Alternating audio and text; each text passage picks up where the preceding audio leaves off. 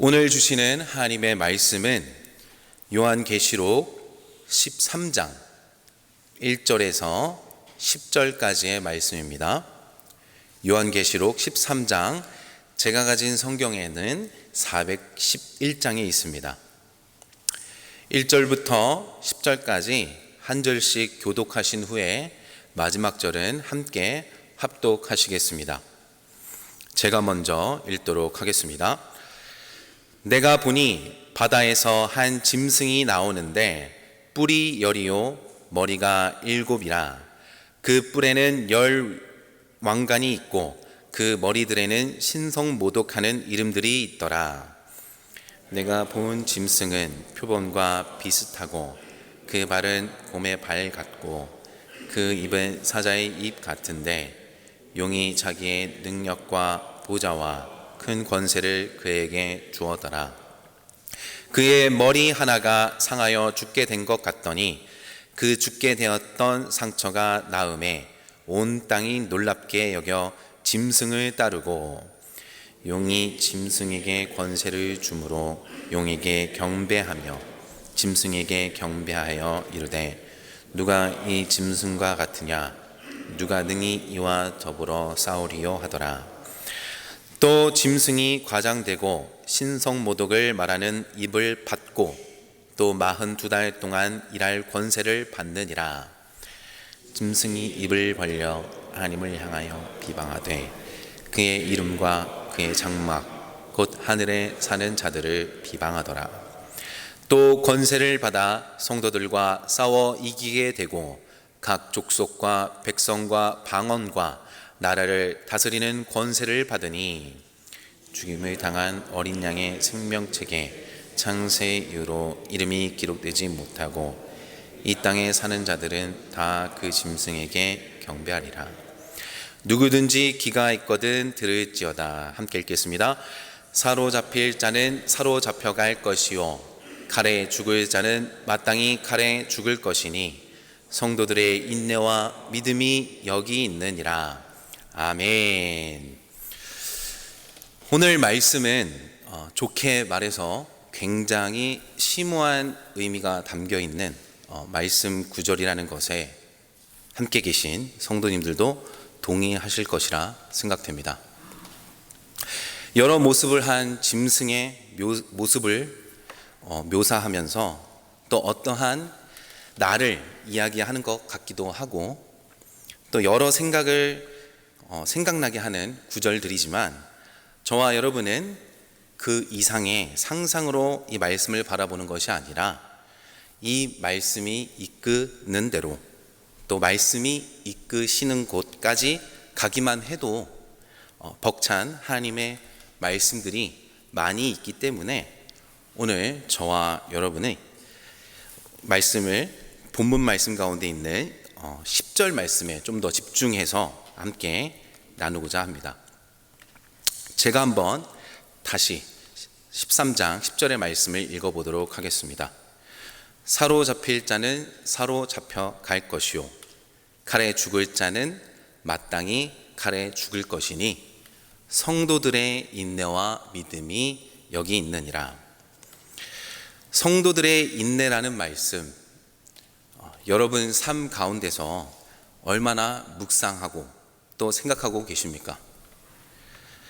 도대체 성도와 인내는 어떤 상관관계가 있길래 이 저자인 요한을 통해서 하나님이 왜 여러 환상과 많은 짐승의 이야기 가운데 성도의 인내와 믿음이 그 가운데 있다 하셨는지 우리는 좀 더 면밀하게 바라볼 필요가 있습니다.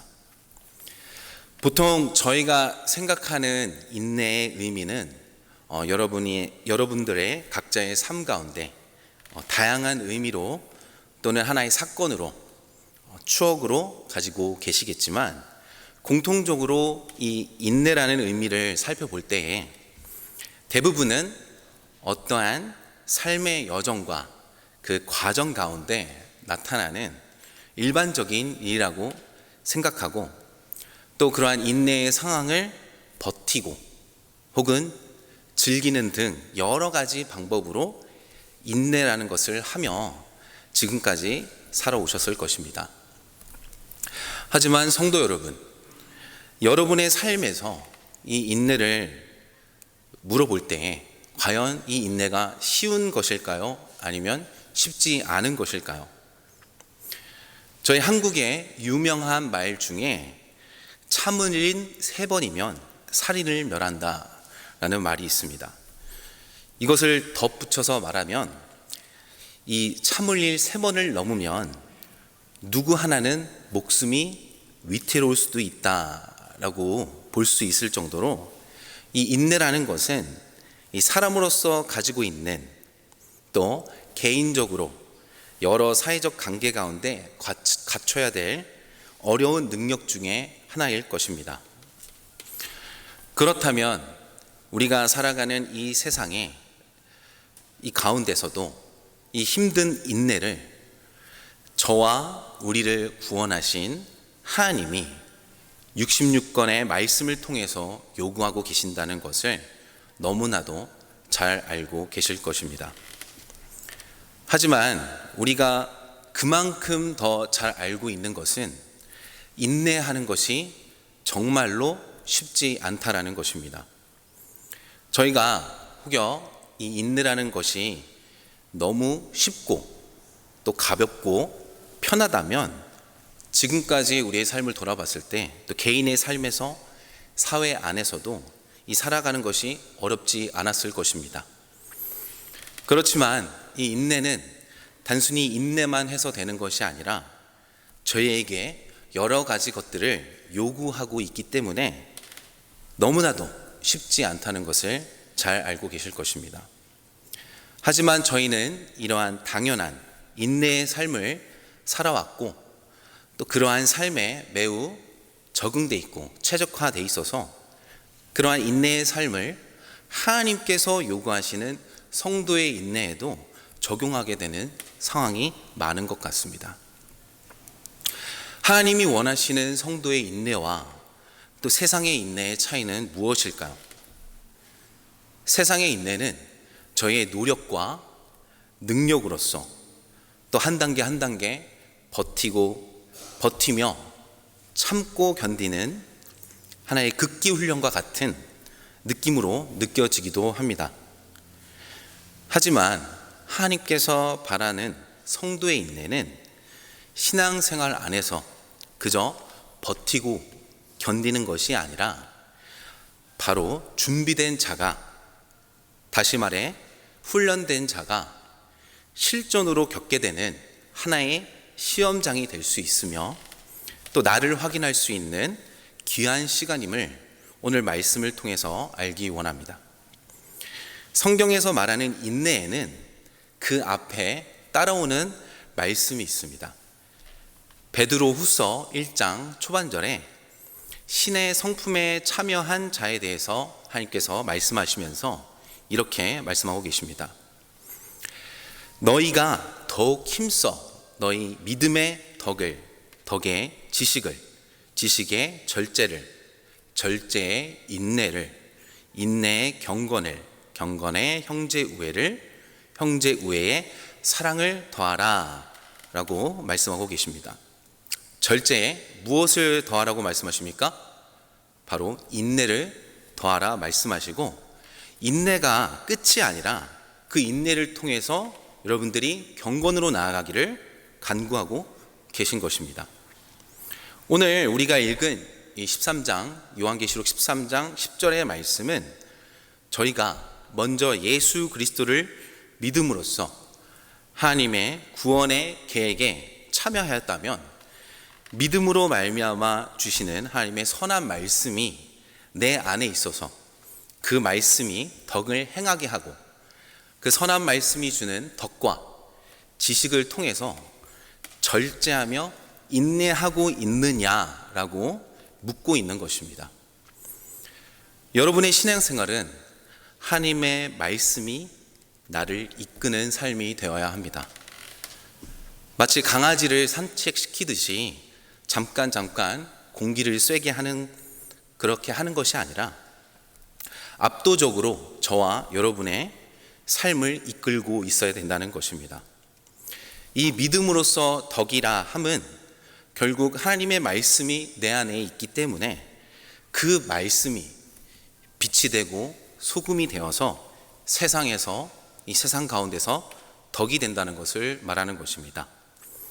어두운 곳에 빛이 있기 때문에 저희가 어두운 세상에서 안전하게 다닐 수 있는 것이고, 소금이 있기 때문에 음식을 맛있게 먹기도 하고 또 소금을 통해서 부패를 막아주기도 하는 여러 방면에서 덕이 되는 것처럼, 그러한 덕을 이루어지는 가운데 또 하나님의 말씀으로 주시는 지식으로 말미암아 절제로 인도함 받게 되고 결국에는 인내까지 나아가게 되는 것입니다.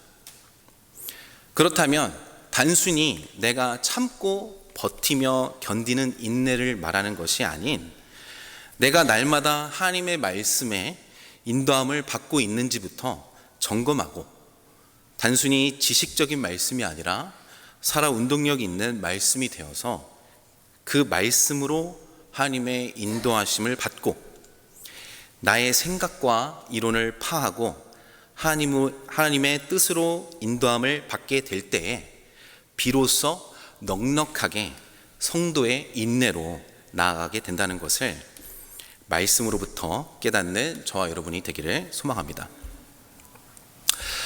그렇다면 지금 이 순간 본문 말씀과 같이 하나님이 원하시는 성도의 인내로 나아가기 위해서는 어떻게 해야 됩니까? 하나님의 말씀이 단순히 귀로 듣는 것으로 끝나는 것이 아니라 그 말씀이 저와 여러분의 마음에 새기움을 받아야 된다는 것입니다.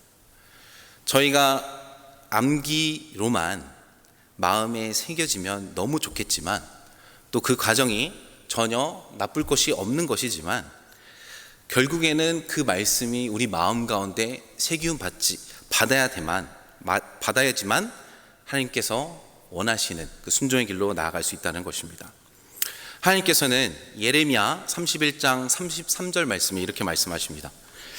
그러나 그날 후에 내가 이스라엘 집과 맺을 언약은 이러하니 곧 내가 나의 법을 그들의 속에 두며 그 마음에 기록하여 나는 그들의 하나님이 되고 그들은 내 백성이 될 것이라.